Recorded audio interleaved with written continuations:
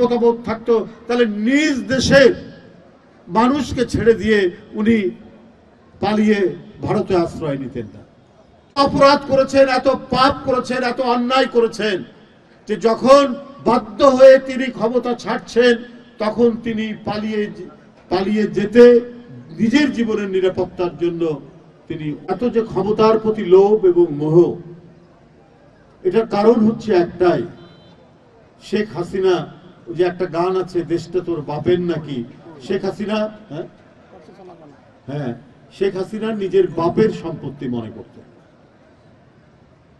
এবং মনে করতেন বলেই তিনি এবং তার যে গোষ্ঠী শেখ পরিবার এবং আওয়ামী লীগের গোষ্ঠীকে অবাধে লুটপাট করার সুযোগ করে দিয়েছেন এবং আওয়ামী লীগ সমর্থক শেখ হাসিনাকে যারা রক্ষা করবেন সেই সমস্ত পুলিশ অফিসারদেরকে তিনি অবাধে হত্যা করা, খুন করা, পঙ্গুত্ব বরণ করানো, তাদের হাত দিয়ে মিথ্যা মামলা দেওয়া এবং কারাগারের মধ্যে মাসের পর মাস, বছরের পর বছর আটকে রাখা, এই কাজটাই শেখ হাসিনা করেছে।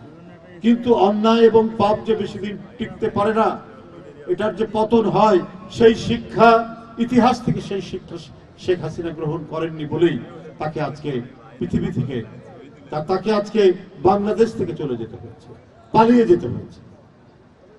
সত্যিকার যদি দেশপ্রেম থাকতো, গণতান্ত্রিক চেতনা থাকতো যে না, আমি যদি বাড়াবাড়ি করি, আমি যদি মানুষের টাকা আত্মসাৎ করি, আমি যদি টাকা পাচার করি, তাহলে এইটা একদিন না একদিন জনগণের কাছে জবাবদিহি করতে হবে, তখন তো আমার অবস্থা অত্যন্ত খারাপ হবে, নিজ দেশেই আমি টিকে থাকতে পারবো না।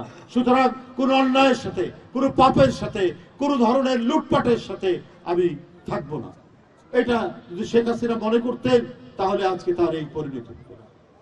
তিনি বেসিক ব্যাংক, তিনি সোনালী ব্যাংক, তিনি আর্থিক প্রতিষ্ঠান সব লোপাট করার সুযোগ দিয়েছেন।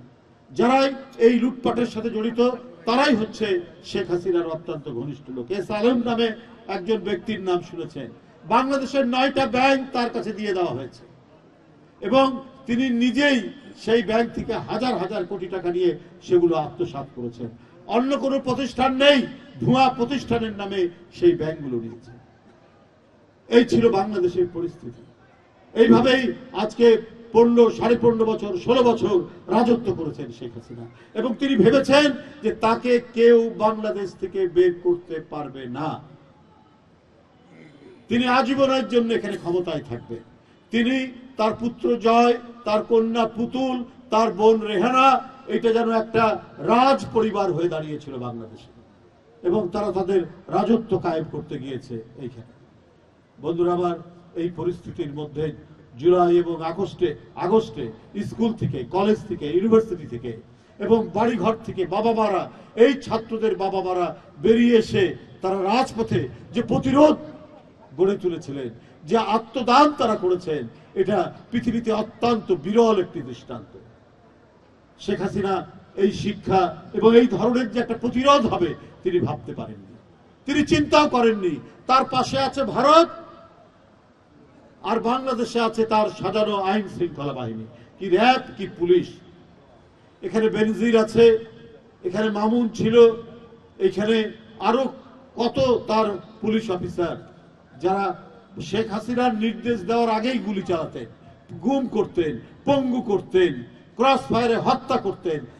বিএনপির, জাতীয়তাবাদী ছাত্রদল, যুবদলের কত ছেলে যে ক্রস ফায়ারে মারা গেছেন, কত ছেলে যে গুম হয়েছেন এবং অনেক জাতীয় নেতা ইলিয়াস আলীর মতো, চৌধুরী আলমের মতো, সাইফুল ইসলাম হিরুর মতো যারা এমপি ছিলেন, যারা জনপ্রতিনিধি ছিলেন, তাদেরকে নিরুদ্দেশ করে দিয়েছে। এমন বন্য আইন, এমন বন্য শাসন ব্যবস্থা কায়েম করেছিলেন যেখানে একজন মানুষ আরেকজন মানুষকে দেখলে ভয় পেত, যেখানে একজন আরেকজন বন্ধুকে দেখলে ভয় পেত। এই ধরনের একটি রাজত্ব এবং যুবলীগ, ছাত্রলীগ ছিল মূর্তিমান আতঙ্ক। তারা যেদিক দিয়ে হেঁটে যেত, যেদিক দিয়ে চলাফেরা করত, সেইখানে সাধারণ মানুষের চলাফেরা করত না, ভয় পেত। এমনকি অন্যায় হচ্ছে, একের পর এক অন্যায় হচ্ছে, অবিচার হচ্ছে, অত্যাচার হচ্ছে, টাকা লুটপাট হচ্ছে, কিন্তু বলতে সাহস পেত না।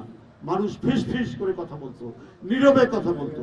যদি এই শব্দ জেনে ফেলে কোন যুবলীগের নেতা, কোন ছাত্রলীগের নেতা, তাহলে তো বাড়িতে এসে আক্রমণ করবে এবং বাড়ির ভিতরে হয়তো হত্যাকাণ্ড চালাবে, অথবা পুলিশ র্যাব এসে তাকে তুলে নিয়ে যে আর কোনোদিন তার বাবার কাছে তার মায়ের কাছে ফেরত দেবে না। বন্ধুরা আমার, সারা দেশকেই একটা বিকলাঙ্গ দেশে পরিণত করেছিলেন শেখ হাসিনা।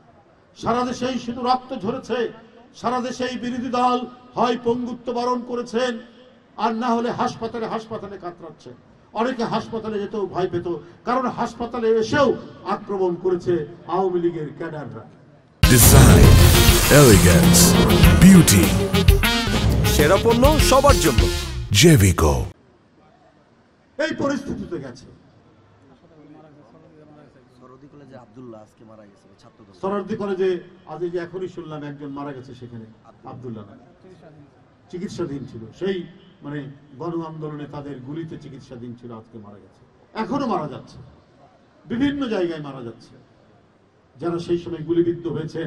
মৃত্যুর সাথে পাঞ্জা লড়তে লড়তে লড়তে লড়তে 2-3 মাস পর পর অনেকেই জীবন চলে যাচ্ছে। অনেকেও হয়তো এই ইয়ের মধ্যে আছে, মানে হয়তো না, আমি তো দেখে আসলাম 84 জন ছেলেকে দেখে আসলাম আমি এবং আমাদের জাতীয় স্থায়ী কমিটির সদস্য সালাউদ্দিন এই মাত্র আধা ঘন্টা আগে। বন্ধুরা আমার, তাদের যে দাবি, তাদের সুচিকিৎসা, এই সুচিকিৎসার দাবি আমরাও করছি। যে ছেলেগুলো আজকে পা পাবে না, তারা ফিরে পাবে না তাদের হাত, হয়তো কোনো রকমে জীবনটা নিয়ে তারা চলবে, তাদের চিকিৎসার জন্য এটা তো রাষ্ট্রের দায়িত্ব, এটা তো সরকারের দায়িত্ব। শুধু 50,000 টাকা 1 লাখ টাকা দিলে পরেই এটার সমাধান নয়।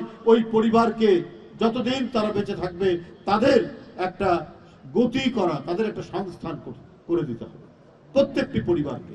তা না হলে এই যে আন্দোলনের যে প্রেরণা, আন্দোলনের যে চেতনা, এই চেতনা ধ্বংসপ্রাপ্ত হবে, এই চেতনা ভুলুণ্ঠিত হবে।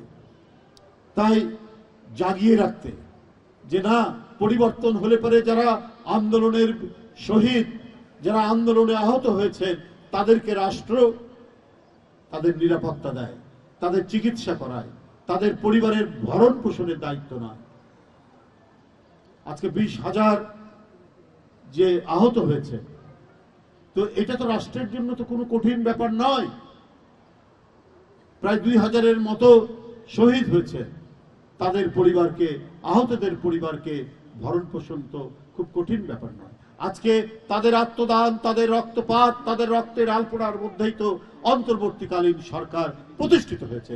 তাদের প্রথম, প্রাথমিক এবং প্রধান দায়িত্ব হচ্ছে এই সমস্ত আহত যারা এখনো হাসপাতালে হাসপাতালে ঢাকা থেকে সারা বাংলাদেশে কাতরাচ্ছেন, জীবন মৃত্যুর সন্ধিক্ষণে যারা আর্তচিৎকার করছেন, তাদের চিকিৎসার ব্যবস্থা সুনিশ্চিত করা এবং যাদেরকে আরো উন্নত চিকিৎসা দেওয়া দরকার, বিদেশে পাঠানো দরকার, তাদেরকে বিদেশে পাঠানো নিশ্চয়তা দিতে হবে এই সরকারকে। কারণ এই সরকার হচ্ছে এদেরই ঝরানো রক্তের সরকার। বন্ধুরা আমার, তাই আমরা বাংলাদেশ জাতীয়তাবাদী দল, আমরা কোনো সরকারি সংগঠন নয়, আমরা বেসরকারি বিরোধী দল, এখনো বিরোধী দল, কিন্তু আমাদের যতটুকু সামর্থ্য, আমাদের নেতা কর্মীদের যা আছে, এইটা নিয়ে আমরা বিএনপি পরিবার দেশ নায়ক তারেক রহমানের নির্দেশে আজকে বিভিন্ন জায়গায় ছুটে যাওয়ার চেষ্টা করছি। আমরা হয়তো দিতে পারবো না, এত বেশি টাকা দিতে পারবো না যে টাকা দিয়ে মানে একেবারে চিরদিনের জন্য একটা পরিবার যতদিন বেঁচে থাকবে তা প্রতিষ্ঠা করা যায়, কিন্তু আপাতত কয়েকদিন চালানোর জন্য, তার চিকিৎসা করার জন্য সেই যে যতটুকু ব্যবস্থা সেটা করছি। তবে আমরা প্রতিশ্রুতি দিচ্ছি, বিএনপি ক্ষমতায় আসলে এদের প্রত্যেকের, যারা এই আন্দোলনে ক্ষতিগ্রস্ত হয়েছেন, যারা এই আন্দোলনে হাত হারিয়েছেন, পা হারিয়েছেন, 2 চোখ অন্ধ হয়ে গেছে পুলিশের ছোড়া বুলেটে, তাদের দায়িত্ব নেবে বিএনপির সরকার যদি প্রতিষ্ঠিত হয়। আপনারা দেখেছেন বিএনপির ভারপ্রাপ্ত চেয়ারম্যান তারেক রহমান কি দৃঢ়তার সাথে, কি অটুট মনোবলের সাথে তিনি এই দলকে পরিচালনা করেছেন। এই শেখ হাসিনার পতনের পরে বিএনপির নামে অনেকেই দখলবাজি করার চেষ্টা করেছেন, কেউ চাঁদাবাজি করার চেষ্টা করেছেন, কেউ নানা ধরনের অপকর্মে করার চেষ্টা করেছেন, কিন্তু শক্ত হাতে তারেক রহমান এটিকে তিনি দমন করেছেন, অনেককে বহিষ্কার করেছেন, অনেকের পথ স্থগিত করেছেন, নানাভাবে শাস্তির বিধান করেছেন। আজকে সংবাদপত্রগুলোতে তার এই যে পদক্ষেপ, তার এই যে সাধারণ মানুষকে নিরাপত্তা দেওয়া এবং শাস্তি বিধানের ক্ষেত্রে কে বিএনপি করে কে করে না, বা কে যে বিএনপি করে তিনি তার বিরুদ্ধে ব্যবস্থা নিতে বিন্দুমাত্র সময় নেননি, এইটাই হচ্ছে তারেক রহমানের সবচাইতে বড় দৃষ্টান্ত এবং তার রাষ্ট্রনায়কোচিত যে পদক্ষেপ এই ভূমিকার মধ্যে দিয়েই পাওয়া যায়। আমি আর বক্তব্য দীর্ঘায়িত করব না। আমরা বিএনপি পরিবার তারা আজকে সকাল থেকে আপনাদের এখানে উপস্থিত হয়েছেন। আমি বিএনপি পরিবারের সাথে যারা জড়িত তাদেরকে আন্তরিক ধন্যবাদ জানাচ্ছি, শুভেচ্ছা জানাচ্ছি। এখানে মিল্লাত ভাই রয়েছেন, এখানে তিনিও আমাদের সাথে জড়িত। এখানে ইঞ্জিনিয়ার আশরাফ উপদেষ্টা, মিল্লাত ভাই উপদেষ্টা, এখানে সভাপতি আতিকুর রহমান রুম্মন, এখানে সদস্য সচিব মিথুন সহ আরো এখানে যারা রয়েছেন জড়িত, অনেক বড় বড় ডাক্তার রয়েছেন, মোহিত ভাই আছেন, ইঞ্জিনিয়ার ইশরাক, ও তো এখানকার আমাদের ভাতিজা মেয়র এবং এইটির সাথে জড়িত মজনু, আমাদের ঢাকা মহানগর দক্ষিণের আহ্বায়ক মজনু এখানে রয়েছেন, যিনি আমাদের পরিবারের যে প্রোগ্রামগুলো, প্রত্যেকটি প্রোগ্রামকে সাফল্যমণ্ডিত করার জন্য এই দক্ষিণ এলাকায় সে চেষ্টা করেছে, আমাদের ইশরাক চেষ্টা করেছে।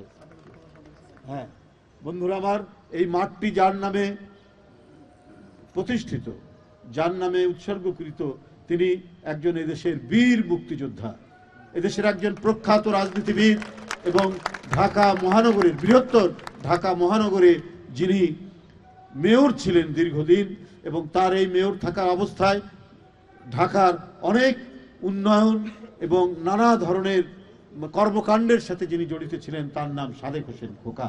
তার নামে এই মাঠ, আমাদের অত্যন্ত ঘনিষ্ঠজন ছিলেন, বড় ভাই ছিলেন, এবং তার মুক্তিযুদ্ধে অপরিসীম বীরত্ব ব্যঞ্জক তার যে ভূমিকা, এই জন্য আমরা তার আত্মার মাগফিরাত কামনা করে আমি আমার বক্তব্য শেষ করছি। খোদা হাফেজ। বাংলাদেশ জিন্দাবাদ।